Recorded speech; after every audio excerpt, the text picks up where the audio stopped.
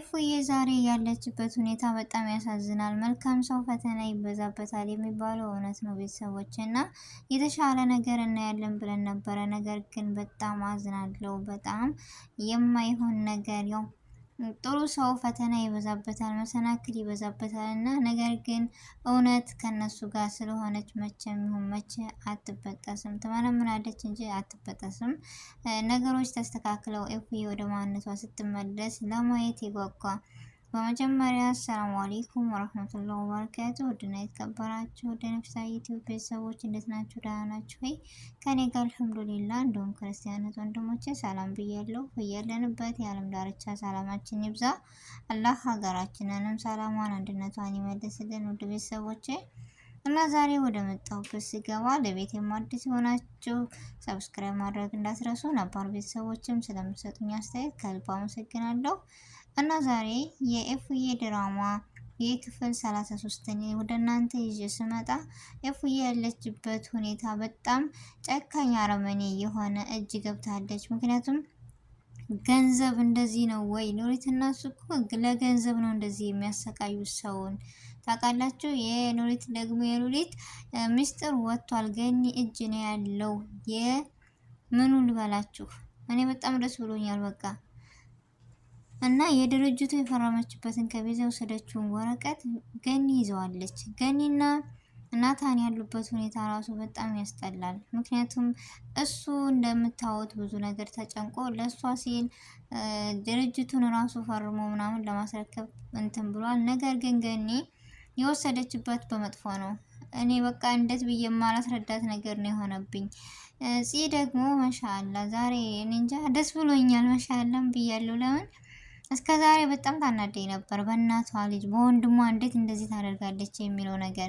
ዛሬ ግን እየተጸጸተች ራሷን ወደ ማንነቷ ተመልሳ ከወንድሟ ጎን ለመሆን ቤዚ ጋር ራሱ ካሁን በኋላ ለምንድን ነው ራስ ወዳድ ነሽ ብላ ተናገረቻት። እና ካሁን በኋላ የቤዚና የፂስ ጓደኝነት እንዳለ ይቀጥላል እውነት ወይስ አይቀጥልም? ምክንያቱም ፂ ነቅታለች። ባለፈው እንዳያችሁት ልጁ የናታን እንዳልሆነና ከሷ የደበቀችው ሚስጥር እንዳለ ገብቷታል። ከዛ ወዲህ ደግሞ ራሷን ሆና ራስ ወዳድ ነች በማለት ነግራታለች ዛሬ እና ለወንድሟም ቃል ገብታለታለች። ያቺ የድሮዋ ፂ ሆናለታለች። እና ናታን ያለበት ሁኔታ በጣም ያስገርማል፣ በጣም ያሳዝናል። ምክንያቱም እሷ እንደዛ እንደምታዋት ከእስር ቤት በዛ ስቃይ ሆና የምወዳትን ልጅ የምወደው ፍቅረኛ የማከብረው አለኝ የምለው የምወዳትን እህቴን አገባ እያለች እያበደች ነው። ኤፉዬ አይፈረድባትም።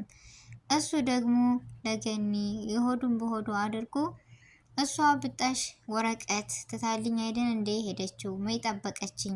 ምን ትፈልጋለህ ብላ እኮ አልጠየቀችኝም ማለት የውስጡም ግን እሱ ነው። ህመሙ ማን ይረዳለት?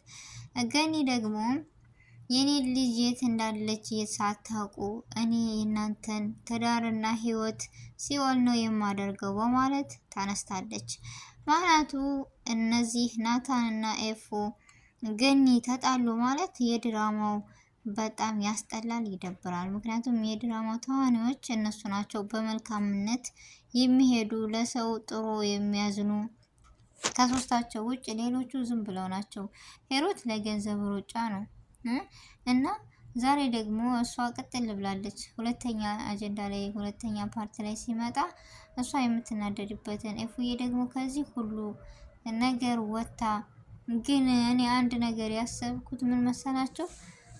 እሷም የሄደችበት መንገድ አሁን የምታምኑበት ይመስላችኋል ናታንን? ናታን ደግሞ ኤፉዬን እኔ እንጃ በቃ ሊረዳዱ አይችሉም፣ ይለያያሉ የማለት ፍራቻ አድሮብኛል። ምክንያቱም ገኒም እንደምታዋት ወደ መጥፎ ቦታ ነገር እየሄደች ነው። ለምን የወለደ አንጀት አይችልምና ብቻ ባለማወቅም ይሁን በማወቅ ተላልፈዋል። ስለዚህ ይህ ነገር እውነቱ ወጥቶ የዚህ ሁሉ መሰሪ ይህ ገንዘብ ወዳጅ ምን ያክል ቢጣላቸው ምን ያክል ጥላቻ ቢኖርባቸው ነው እንደዛ ሊያሰቃያት የቻለው? ይች ምስኪን የዋ ምንም ማታቀፍ ወይን እና ሄሮትና የእሱ ደግሞ ተጋልጦ ስራቸው ሁሉ መሰሪነታቸው ቤዛ ሆነው በቃ አለ አይደለም ማየት ነው የጓጓሁት እኔ። በዚህ ራሱ የራሷ ክፉነት የራሷ ምስጢራዊ ያይኒ እስከዛሬ ያደረጉት ሁሉ ገና ብዙ ነገር ያሳያታል ቤዝ። ምክንያቱም የዚህ ሁሉ መሰሪነት የዚህ ሁሉ ማንነት እሷ ናት እንደዚህ ያደረገችው። ስለዚህ የሚሆነውን አብረን እናያለን። ለምን ብትሉ የዚህ ሁሉ ተነሳሽነት ማነች? ቤዝና ፂ ናቸው። ፂ አሁን ወደ ራሷ ተመልሳ ብትጸጸትም ነገር ግን ራሷ ብላለች፣ የፈሰሰ ውሃ አይታፈስ ብላለች። ያው ነገሮች ካለፉ በኋላ ቢሆንም አውቃ መመለሷ ደስ ይላል ቤተሰቦቼ። እና እኔ አሁን የፈራሁት ገኒና ናታን እንዴት ነው እኔ እንጃ በቃ የማልነግራት ነው የሆነብኝ ታውቃላችሁ።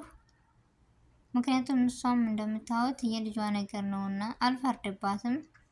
ያን ነገር ደግሞ ሲያወራ ሰምታለች ገኒ። ስለዚህ ከአይምሮዋ ላይ ሁሌም የሚሄደው የሚመጣው ይህና ይህ ብቻ ነው። ስለዚህ ምንም ቢሆን ናታን እንድታምነው አችልም ካሁን በኋላ። ስለዚህ የሚሆነው ነገር ምን ይሆን የሚለው አሳስቦኛል። ሄሮት ደግሞ እዛ ሄዳ እፉዬን እንደዚህ በማንገላታት ምናምን በጣም ነው የምታናደው።